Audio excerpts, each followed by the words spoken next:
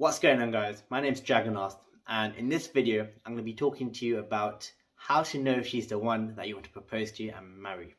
So if you're interested, keep watching.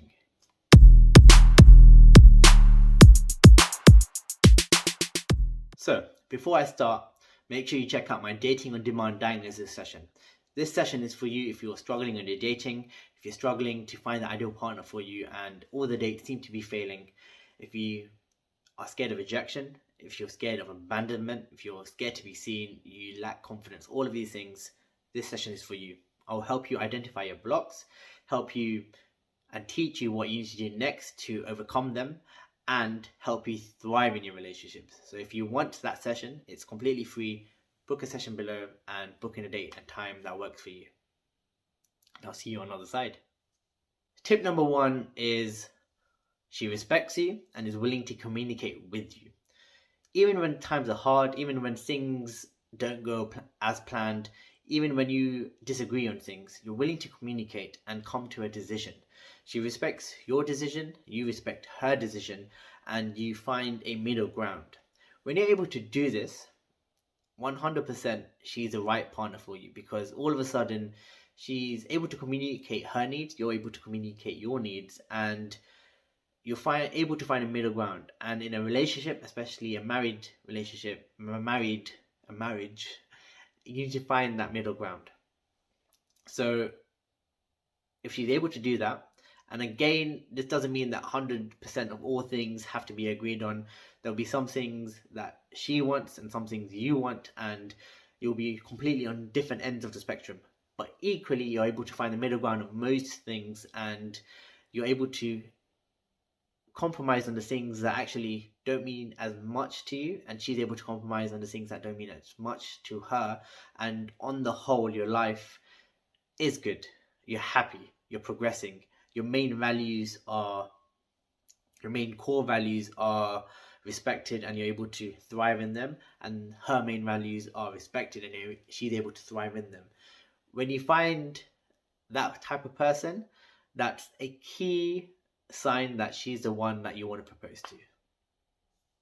And from my experience, from my lived experience, from my other friends, this is a key theme that's shown to work in relationships. And again, I'm going to emphasize this, especially if you're someone questioning everything, and you're someone who goes in your head. Yes, you will have disagreements, but on the whole, the key theme is you're able to find a middle ground and you're able to do the things you want that you thrive on in life, and she's able to do the things that she's able to thrive on in her life. So tip number one was you respect each other and you're able to communicate with each other. And tip number two is you're able to essentially understand each other's values and you share similar values. And when I say values, it's essentially anything that's really important to you. For example, you may value your career, number one. You may value family second. She may value family first, career second, or even career first. There are also other types of values. So you may value growth in just every aspect of your career and your life and relationships, everything. So growth is number one. She may also value that as well. So the key thing is you don't have to have identical values, but you have to have values that are similar, or at least you're able to help each other move towards your values. Because when you're thriving and moving towards your values, you're going to be more happy and more content. And equally with your partner, when they're moving towards their values, they can be more happy and more content. And when you're able to do that, amazing things happen. You're growing together, you're developing together, and she is most likely a perfect fit for you at that point. And again, this ties in with tip number one, where you respect each other, and when you understand each other's values, you're able to respect each other and respect the other person's needs and boundaries and what they need in life essentially to grow and what they don't want. And equally, the other person is able to understand your needs and your boundaries, and you're able to communicate that, if you're able to communicate that. Because if you are able to communicate that, even better. You share similar values, you respect each other, you respect each other's goals and ambitions and your needs and boundaries, and able to communicate that with each other. Boom, all of a sudden you have someone who's an ideal partner for you. And I'm going to emphasize this again and again and again. This does not mean it's always going to work out. You're going to have disagreements. No relationship is perfect. It's not IG, it's not Instagram, it's not social media. You're going to have disagreements, you're going to fight with each other. There's going to be times when you don't understand the other person, and it's going to drive you crazy when you're going to question the other person. But equally, when all the emotions rise and then all of a sudden you calm down again, she's calm, you're calm, everyone is calm, you're able to meet each other in the middle and understand why the other person was emotional or angry or sad or frustrated, and equally your partner is able to understand why you were angry, frustrated and fearful, and all of these things.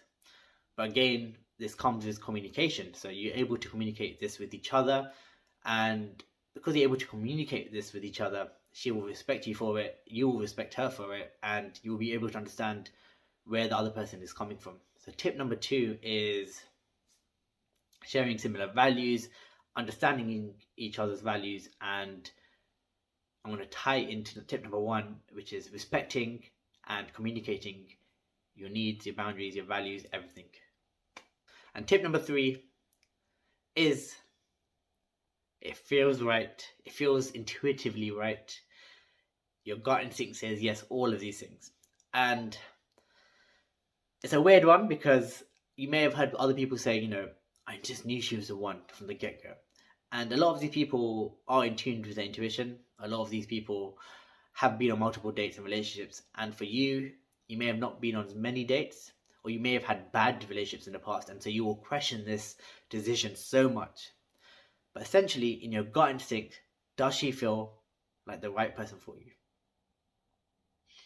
And if you've never felt into your gut instinct, if you've never really followed your instincts or gut because you thought, what's the point? I need to avoid risk. This is going to feel like the most hardest thing you've ever done in your life, because it's going to be a leap of faith, essentially. But before you take that leap of faith, you don't have to rush into it. What I would advise you is perhaps practice meditation or mindfulness. And in that moment, so for example, you're going to meditate, you can take some deep breaths in.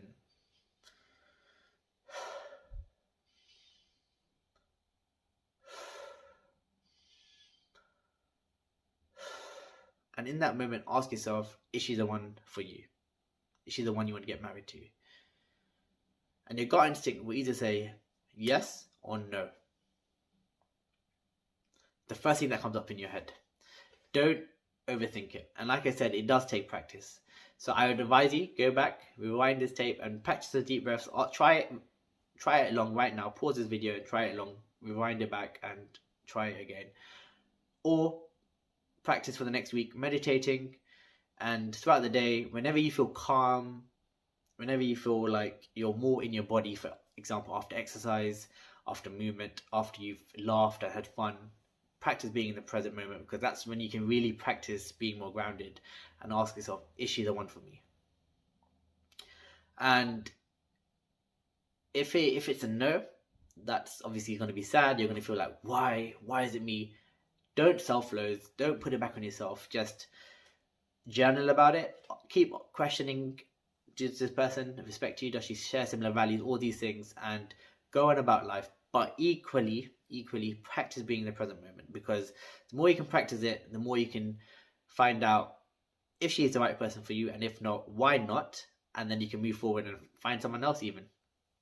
But if it's a yes, if that in that moment you feel that connection, you feel that gut instinct saying yes, she's the one for you, you may not be able to quite explain why. In your head you may come up with 10 different reasons why she's not the one for you. You may be like, we had this disagreement, I could find someone better, that girl at the gym, she smiled at me, she seemed really nice. All of these things might come up, some of them might be stupid, but all of these reasons might come up. But equally, you've got to question yourself and ask yourself, if my gut instinct is saying yes, if you're sharing similar values, if she respects you, you're able to communicate, all of these things are working for you, what's stopping you? And often it's fear. It's fear of rejection, fear of abandonment. Maybe you saw your parents' relationship go down the drain. Maybe it's you've had bad relationships, you've been rejected in the past, you've been cheated on in the past. All of these things will shape your current perspective. And if that fear is strong, it's going to really stop you down the line as well, even when you're in that relationship. But that's another video, and if you do have that, it's time to dive deep and overcome that fear, understand where those fears come from, change your perspectives. And if you're interested in that, jump in and book that free dating on demand session. But tip number 3 is intuition, feeling into your gut and asking yourself, why is this person for me? Is she the one for me? And tap into yourself, breathe in, connect with your body, and the first thing that comes into your head. If you've watched this, and especially tip number 3, and you think, no, this is bullshit, this person is not for me, I advise you, or I ask you, take a moment, go and write down all the pros of this relationship, every single little thing, even things like she respects me, well, that's not little, but little things like, she cooked for me the other day. And if your love language, for example, is acts of service, boom, she's adoring your acts of service. If something like, you're upset, you're angry, and she hugs you, write down all the little pros, all the cons, and often you will find there'll be more pros than cons.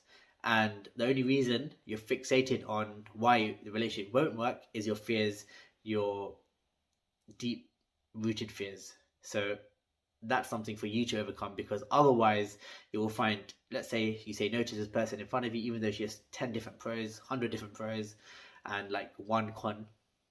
You will find in future relationships, you will never find the right person for you. You will never find your ideal partner, because this fear will latch onto you and it will hold you back. So, tip number 3, intuition. If you've liked this video, make sure you subscribe, like, comment down below. Check out the dating on demand session down below. It's completely free, and I guarantee you I will help you move forward and transition in your life and show you blind spots that you probably were never aware of. My name's been Jagannath, Jag for short, and I'll see you in the next video.